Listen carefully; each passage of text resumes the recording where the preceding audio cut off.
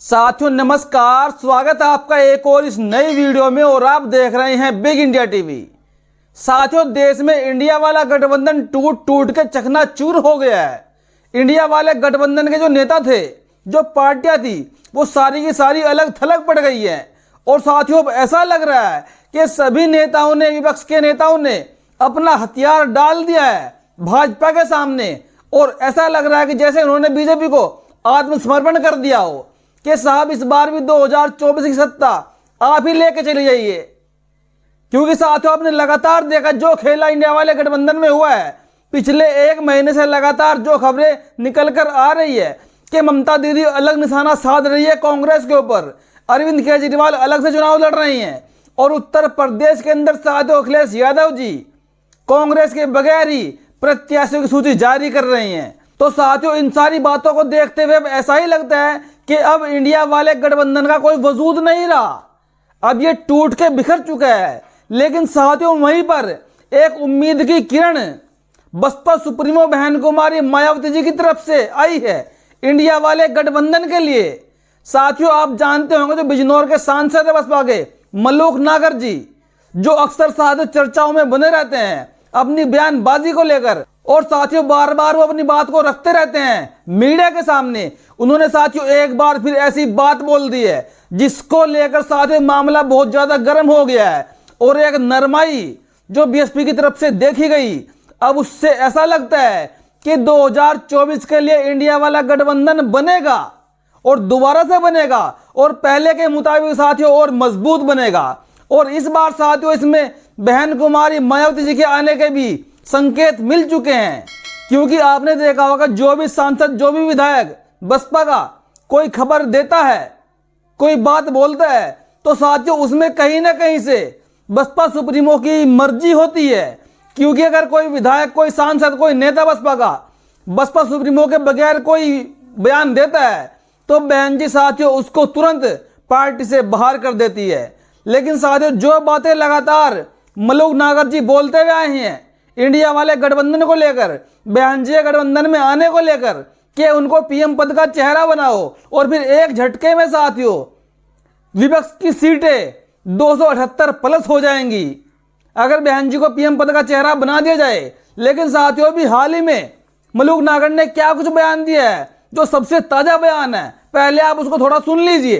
गठबंधन में जो सबसे बड़ी पार्टी कांग्रेस है, इनकी जिम्मेदारी बैठती है कि अपने सारे जितने साथी हैं इनके, हम तो उसमें थे नहीं, लेकिन उनको लगा के रखें और बीजेपी को हराने के लिए एकजुट हों। दरअसल साथियों सवाल यहीं से पैदा होता है कि आखिरकार बीएसपी को अब कांग्रेस की इतनी चिंता क्यों होने लगी। क्यों मलूक नागर कह रहे हैं कि कांग्रेस अपने कुनबे को साथ इकट्ठा करके रखे और जब भाजपा को हराना है। और साथियों साथ साथ मलूक नागर ने यह भी कहा कि कांग्रेस के नेताओं को अपनी जुबान पर कंट्रोल करना चाहिए। जैसे कि कांग्रेस ने मध्य प्रदेश में गलती की, राजस्थान में गलती की। अब आपने देखा मध्य प्रदेश के अंदर कांग्रेस के बड़े नेता कमलनाथ ने अखिलेश यादव को कहा था कि कौन है अखिलेश वखिलेश। तो साथियों इसी बयान के चलते मध्य प्रदेश में भाजपा की सरकार बन गई।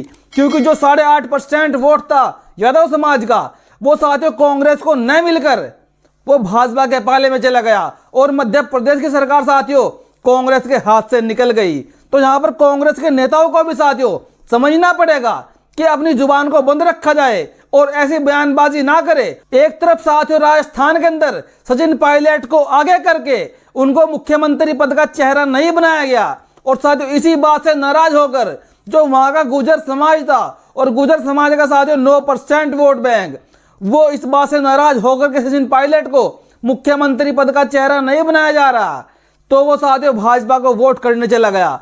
और नतीजा क्या हुआ, वहां से भाजपा साथियों जीत गई। लेकिन इस बार साथियों बसपा की नरमाई जो देखी गई है इस बयान के दौरान, बसपा भी यही चाहती है कहीं ना कहीं कि इस बार कांग्रेस गठबंधन बनाए बड़ा गठबंधन, देर सवेर हम भी शामिल हो ही जाएंगे।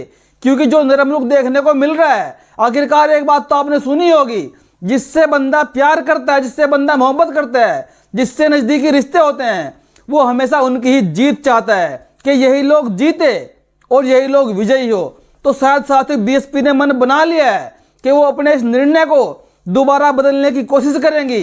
जो उन्होंने हाल ही में बयान दिया था कि हम चुनाव अकेले लड़ने जा रहे हैं 2024 का, क्योंकि साथियों आप जानते हैं राजनीति में कुछ भी असंभव नहीं होता, और जो असंभव होता है एक समय वो भी होता है कि वही साथियों असंभव संभव हो जाता है। आगे देखिए साथियों क्या कुछ कहा है। में जाते हैं, जनेऊ पहनते हैं और वो सनातन के खिलाफ बोल रहे हैं।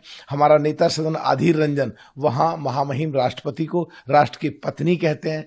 तो ये लोग में लीडरशिप नहीं है। सो कॉल्ड इंडिया गठबंधन में जो सबसे बड़ी पार्टी कांग्रेस है, इनकी जिम्मेदारी बैठती है कि अपने सारे जितने साथी हैं इनके, हम तो उसमें थे नहीं, लेकिन उनको लगा के रखें और बीजेपी को हराने के लिए एकजुट हों। अखिलेश पखलेश कह के सारे यादव 8% नाराज कर दिए थे, वो सब भाग करके उन्होंने उठा करके बीजेपी को वोट दे दिया। तो वहां कांग्रेस की पूरी जिम्मेदारी बैठती है कि बीजेपी की सरकार मध्य प्रदेश में कांग्रेस ने बनवाई।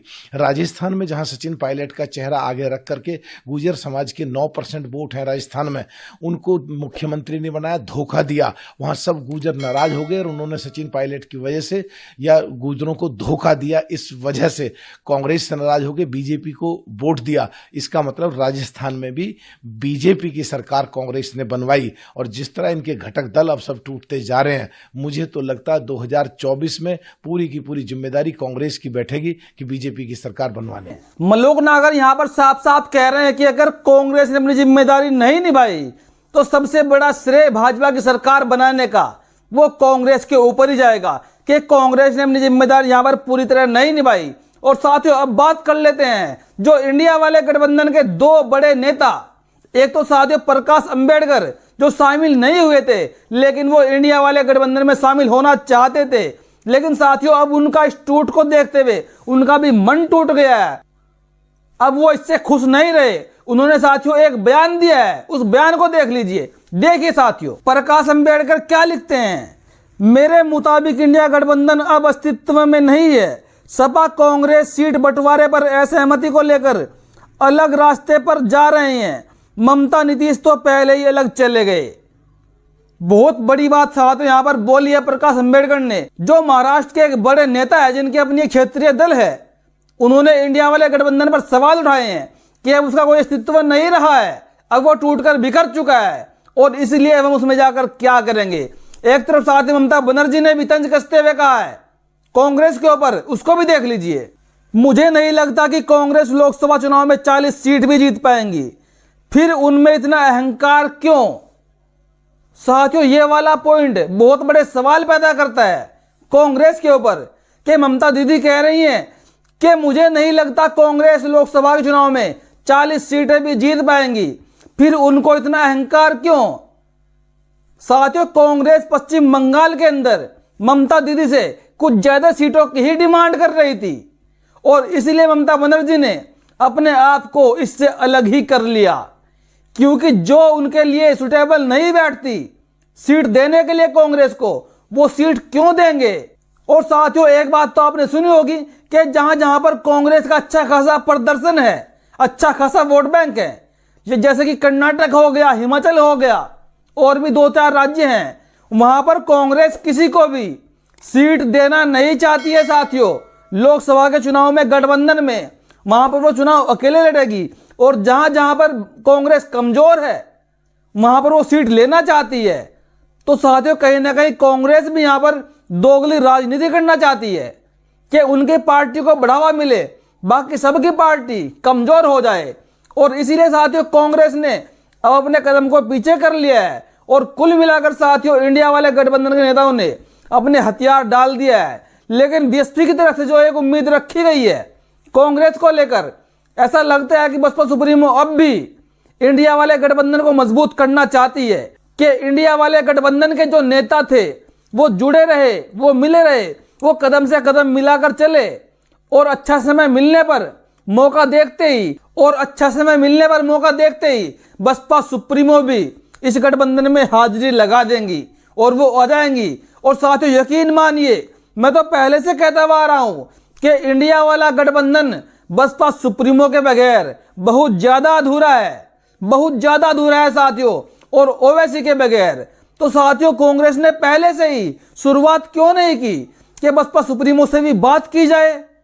उनके पास कोई पहुंचा तक नहीं कि बहन जी गठबंधन में आप आइए। उनको इन्विटेशन नहीं मिला। इंडिया गठबंधन की 4-4, 5-5 मीटिंगें हुई, लेकिन उनको किसी ने बुलाया नहीं कि बहन जी आप भी आइए, जबकि उनके पास एक राष्ट्रीय पार्टी है, फिर भी उनके पास बुलावा नहीं आया। लेकिन बहन जी के पार्टी के नेता अब भी कह रहे हैं कि इंडिया वाले गठबंधन के सूत्रधार जो कांग्रेस अब बन गई है, उनको अपने इस कुनबे को जोड़कर रखना चाहिए और भाजपा को हराने के लिए कदम से कदम मिलाकर चलना चाहिए। साथियों, आपकी इस पर क्या प्रतिक्रिया है? अपनी प्रतिक्रिया कमेंट में जरूर दीजिएगा। वीडियो देखने के लिए धन्यवाद।